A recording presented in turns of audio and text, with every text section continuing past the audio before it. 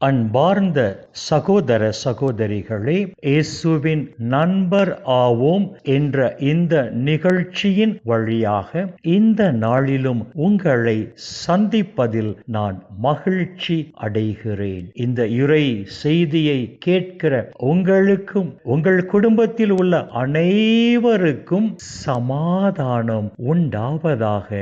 ஆமேன். அன்பு சகோதரா, அன்பு சகோதரி, இன்றைய நாளின் தியானத்திற்காக நாம் எடுத்துக்கொண்ட இறை வார்த்தை புனித பவுல் ரோமையருக்கு எழுதிய திருமுகம் 6ஆம் அதிகாரம் 5வது இறை வார்த்தை. அவர் இறந்தது போலவே நாமும் அவரோடு ஒன்றித்து இறந்தோம் எனில், அவர் உயிர்த்து எழுந்தது போலவே நாமும் அவரோடு ஒன்றித்து உயிர்த்து எழுவோம் என்று புனித பவுல் இங்கு எழுதுகிறார். இயேசு கிறிஸ்துவோடு இணைந்த நிலையில் நாம் இறப்போம் என்று சொன்னால், அந்த இயேசு கிறிஸ்துவோடு உயிர்த்து எழுந்து விண்ணக ராஜ்யத்தின் ஆட்சியிலும் மாட்சியிலும் பங்கு பெற்றவர்களாய் நாம் நித்தியத்திற்கும் வாழ்வோம், நித்தியத்திற்கும் மகிழ்ந்திருப்போம் என்று புனித பவுல் இந்த இறை வார்த்தைகள் வாயிலாக சொல்லுகிறார். இயேசு கிறிஸ்துவோடு இணைந்த நிலையில் இறப்போர் பேறு பெற்றோர். ஏனென்றால் அவர்கள் நற்கிரிகைகள் அவர்களை பின்தொடரும், அவர்கள் விண்ணக ராஜ்யத்தில்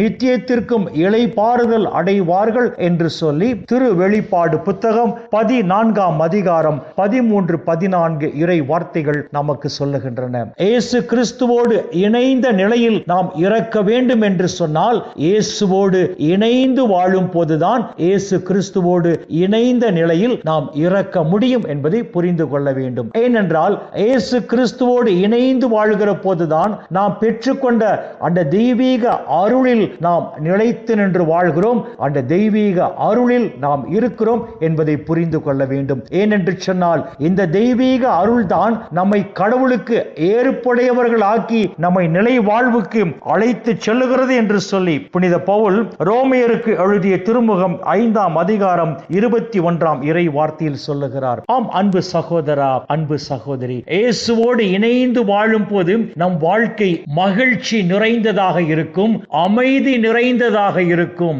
ஆசீர் நிறைந்ததாக இருக்கும் என்பதை நாம் புரிந்து கொள்ள வேண்டும். இயேசுவோடு இணைந்து வாழுங்கள். அப்போதுதான் ஆண்டவர் இயேசு மாட்சிமையோடு வரும்போது விண்ணக ராஜ்யத்தின் ஆட்சியில் நாம் பங்கு பெறுவோம் என்ற நம்பிக்கையில் அவரை எதிர்கொண்டு செல்ல முடியும் என்று புனித யோவான் தான் எழுதிய முதல் திருமுகம் 2ஆம் அதிகாரம் 28ஆம் இறை வார்த்தையில் சொல்லுகிறார். ஆம் அன்பு சகோதரா, அன்பு சகோதரி, இயேசு கிறிஸ்துவோடு இணைந்து வாழ்ந்து அந்த இயேசு கிறிஸ்துவோடு இணைந்த நிலையில் நாம் மரிக்கும் போதுதான் ஆண்டவர் இயேசு இந்த உலகில் மாட்சிமையோடு தோன்றும் போது அந்த விண்ணக ராஜ்யத்தின் ஆட்சியிலும் மாட்சியிலும் நாம் பங்கு பெறுவோம் என்ற நம்பிக்கையில் அவரை துணிவோடு எதிர்கொண்டு செல்ல முடியும் என்றுதான் இன்றைய நாளின் இறை வார்த்தைகள் நமக்கு தெளிவான சிந்தனைகளை கொடுக்கின்றன. இயேசுவோடு இணைந்து வாழ்தல் என்றால் என்ன? இயேசுவோடு இணைந்து வாழும் போது நம் உள்ளம் இயேசுவின் உள்ளத்தோடு ஒன்றுபட்டிருக்கும். இயேசுவோடு இணைந்து வாழும் போது நம் ஆவியும் இயேசுவின் ஆவியும்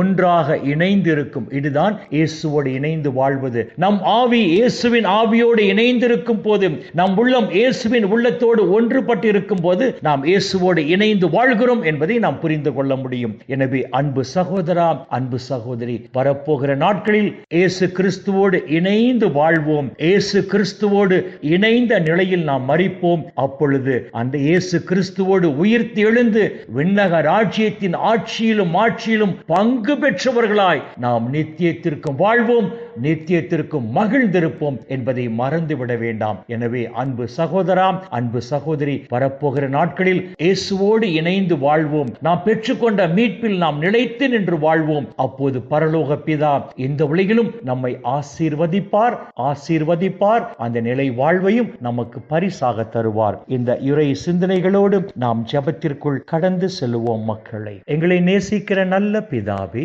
அப்பா, இந்த உலகில் இன்னும் ஒரு நாளை நீர் எங்களுக்கு சேர்த்து தந்த உம்முடைய கிருபைக்கு நன்றி சொல்லுகிறோம். இந்த நாளிலும் உம்முடைய உயிருள்ள வார்த்தைகளை எங்களுக்கு உணவாக கொடுத்தீரே, உமக்கு நன்றி சொல்லுகிறோம். இயேசு கிறிஸ்துவோடு இணைந்து வாழும் போது இந்த உலகிலும் நாங்கள் ஆசி பெற்ற மக்களாக இருப்போம், அந்த நிலை வாழ்வையும் நாங்கள் உரிமையாக்கி கொள்வோம் என்று சொல்லி உம்முடைய உயிருள்ள வார்த்தைகள் வாயிலாக எங்கள் இதயத்தோடு பேசினீரே அப்பா, உமக்கு நன்றி சொல்லுகிறோம். உம்மால் தேர்ந்து கொள்ளப்பட்டு பெயர் சொல்லி அழைக்கப்பட்ட நாங்கள் வரப்போகிற நாட்களில் இயேசு கிறிஸ்துவோடு இணைந்து வாழ்ந்து நாங்கள் பெற்றுக்கொண்ட மீட்பில், நாங்கள் பெற்றுக்கொண்ட தெய்வீக அருளில் நாங்கள் நிலைத்து நின்று தூய மக்களினமாக வாழும் போது அப்பா பிதாவே, இந்த உலகிலும் தேவரீர் எங்களை ஆசீர்வதித்து அந்த நிலை வாழ்வையும் எங்களுக்கு பரிசாக தருவீராக. அப்பா பிதாவே, இந்த இறை செய்தியை கேட்கிற அனைத்து மக்களையும் அவர்கள் குடும்பங்களையும் அப்பா விண்ணக ஒளி பீடத்திலிருந்து தேவரீர்